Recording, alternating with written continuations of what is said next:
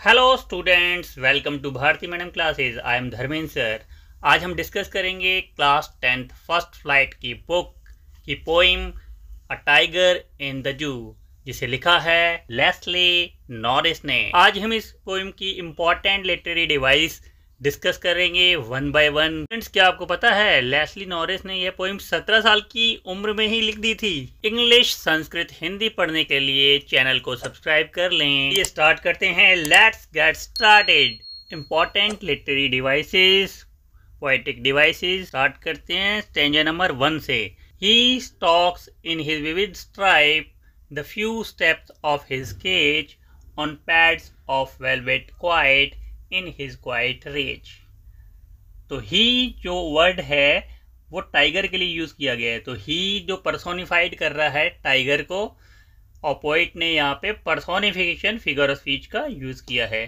किसी भी ऑब्जेक्ट में जब ह्यूमंस की क्वालिटी दिखाई जाती है तो वहाँ पर पर्सोनिफिकेशन फिगर ऑफ स्पीच होता है। स्टूडेंट्स, थर्ड लाइन में पैड्स ऑफ वेलवेट, ये वर्ड जो है इसके अंदर क्या है? मेटाफर। वाई? क्यों?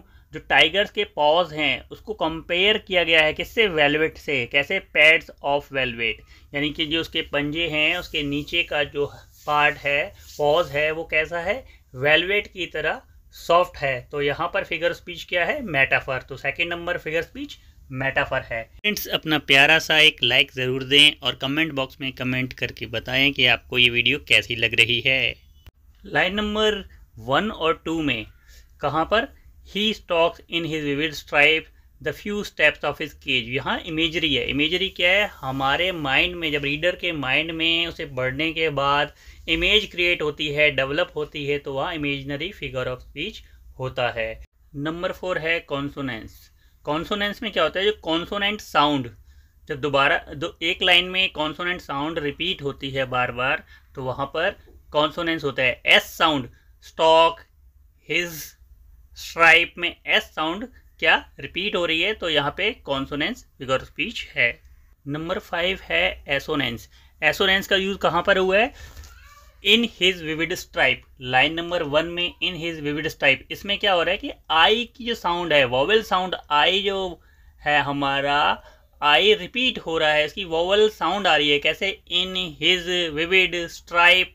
तो जहाँ पर वोवेल साउंड रिपीट होती है किसी भी लाइन में पोएम की, तो वहाँ एसोनेंस फिगर स्पीच होता है। 6 नंबर है ऑक्सीमोरन। ऑक्सीमोरन का कहाँ यूज हुआ है? Quiet rage. लास्ट लाइन है फर्स्ट स्टैंजा की, क्वाइट रेज। क्वाइट माने क्या होता है? शांत, और रेज माने क्या? Anger, full of anger. तो दो एडजेक्टिव जो कि ऑपोजिट हैं एक साथ यूज होते हैं, तो वहाँ ऑक्सीमोरन होता है। अब स्टार्ट करते हैं stanza number 2। Important literary device क्या है? He should be lurking in shadow sliding through long grass near the water hole where plump deer pass. Second stanza में नंबर 1 है इंजॉयमेंट। इंजॉयमेंट क्या होता है?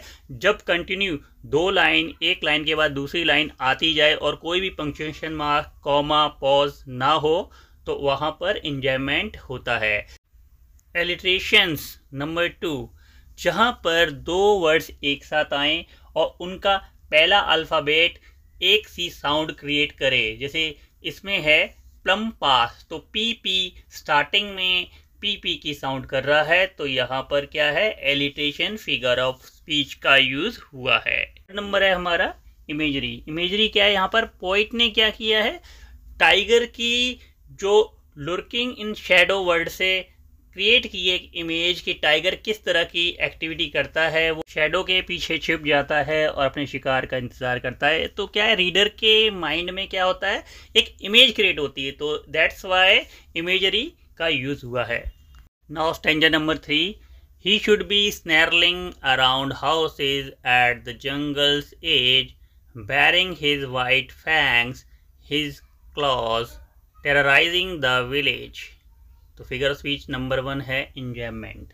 इंजॉयमेंट क्या होता है? जब दो लाइंस या तीन लाइन विदाउट किसी पंक्चुएशन मार्क के लगातार बढ़ती जाती हैं, तो वहाँ फिगर स्पीच इंजॉयमेंट होता है। कैसे? He should be snarling around houses के बाद कॉमा नहीं है और डायरेक्ट सेंटेंस नेक्स्ट स्टार्ट हो गया है at the jungle's edge. That's why यहाँ पर क्या है, एंजॉयमेंट फिगर ऑफ स्पीच का यूज हुआ है। नेक्स्ट है ओनोमेटोपोइया। जब किसी वर्ड से किसी साउंड का पता लगता है, जैसे कि स्नैरलिंग, स्नैरलिंग क्या है, रोरिंग यानी कि दहाड़ना।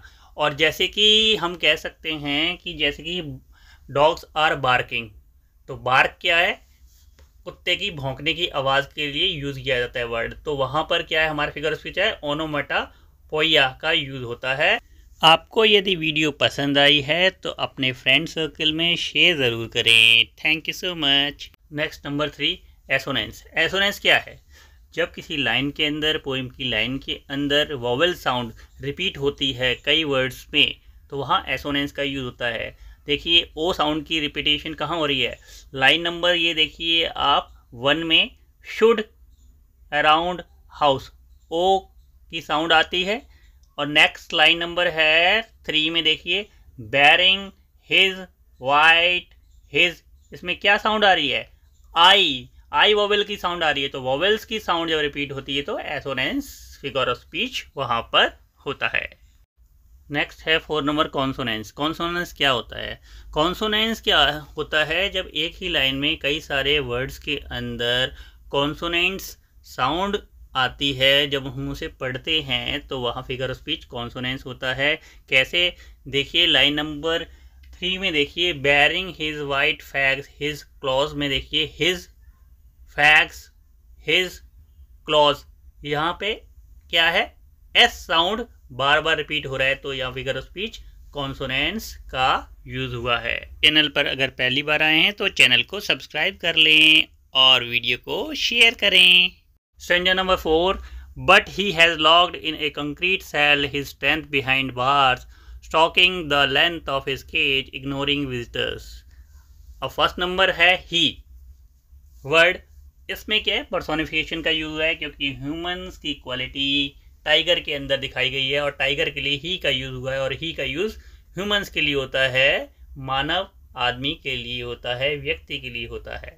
नेक्स्ट सेकंड नंबर है एसोनेंस। एसोनेंस वोवेल साउंड जब रिपीट होती है तब, ही लॉग्ड कंक्रीट और सेल, इसमें ई वोवेल साउंड रिपीट हो रही है, तो क्या है, एसोनेंस का यूज हुआ है। Number 3, consonance. Consonance already describe किया हुआ है आपको, जब कॉन्सोनेंट साउंड रिपीट होती है एक ही लाइन में कई वर्ड्स में, तो वहाँ पर कॉन्सोनेंस होता है। यहाँ पे क्या है, हिज स्ट्रेंथ एंड बार, इसमें क्या है, कॉन्सोनेंस का यूज है। Number 4, alliteration. एलिट्रेशन में क्या है, यूज ऑफ साउंड बी का यूज स्टार्टिंग में 2 वर्ड्स में जब एक साथ आता है तो वहाँ पे क्या होता है, फिगर ऑफ स्पीच एलिट्रेशन। तो बिहाइंड बार, इसमें बी स्टार्टिंग में रिपीट हो रहा है, तो क्या है, एलिट्रेशन।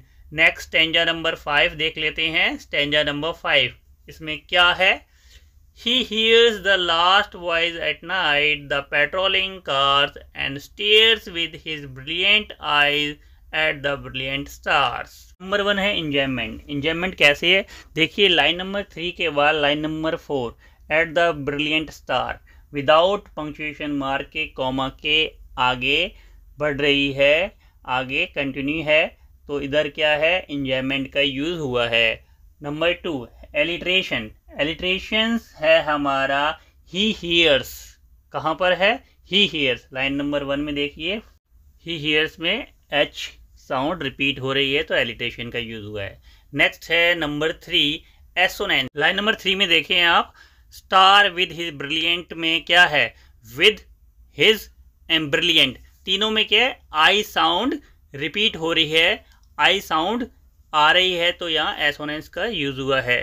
फ्रेंड्स, अगर आपने लाइन बाय लाइन एक्सप्लेनेशन की वीडियो नहीं देखी है तो चैनल पर जाकर क्लास 10 इंग्लिश की प्लेलिस्ट देख लें, उसमें चैप्टर्स की समरी, पोइम्स की एक्सप्लेनेशंस अपलोड की जा चुकी हैं, आपके लिए बहुत ही इम्पोर्टेंट हैं। डिस्क्रिप्शन बॉक्स में प्लेलिस्ट के लिंक दिए हैं, उन लिंकों पर क्लिक करके आप सभी क्लासेस देख लें। इंग्लिश, संस्कृत, हिंदी पढ़ने के लिए भारती मैडम क्लासेस चैनल को सब्सक्राइब करें, बेल आइकन बटन दबाकर ऑल पर क्लिक करें, जिससे हमारे न्यू क्लासेस के नोटिफिकेशंस आप तक पहुंच सकें।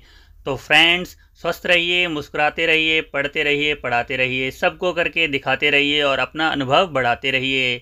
तो स्टूडेंट्स, कल फिर मिलते हैं एक नई वीडियो में, एक नई क्लास में, एक नए टॉपिक के साथ। Bye bye, take care.